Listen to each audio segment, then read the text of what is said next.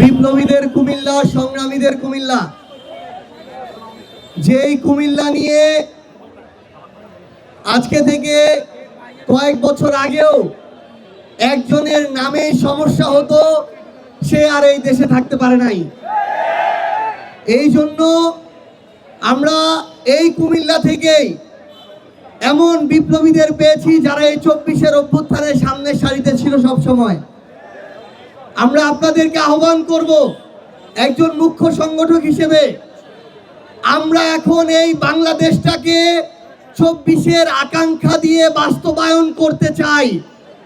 নতুন করে আমরা দেখছি বিএনপির কিছু নেতাকর্মী, কিছু তাদের আইনজীবী বাংলাদেশকে আবার পুরাতন পথে ফিরিয়ে নিতে চায়।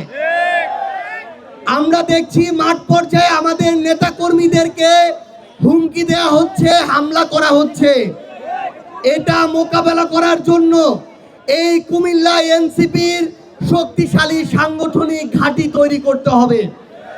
আপনাদেরকে শুধু 3টে আহ্বান জানাতে চাই।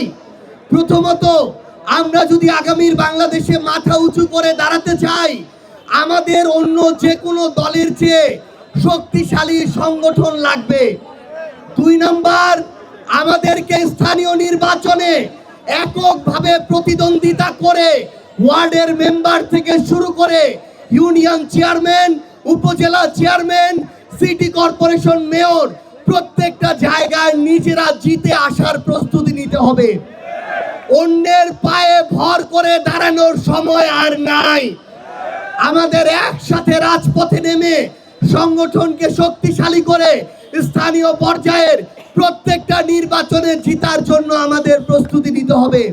এবং সর্বশেষ একটি কথা বলে শেষ করব, আমাদের নিজেদের মধ্যকার যত ধরনের মতপার্থক্য, বিভাজন, মনোমালিন্য আছে সবগুলোকে একপাশে রেখে আগামীর বাংলাদেশ গড়ার যে লড়াই, আগামীর এনসিপিকে সামনে রেখে বাংলাদেশের জনগণের প্রতিনিধিত্ব করার যে লড়াই, সেই লড়াইয়ে বিন্দুমাত্র আপোষ না করে আমাদের বিজয় পর্যন্ত পৌঁছাতে হবে ইনশাআল্লাহ।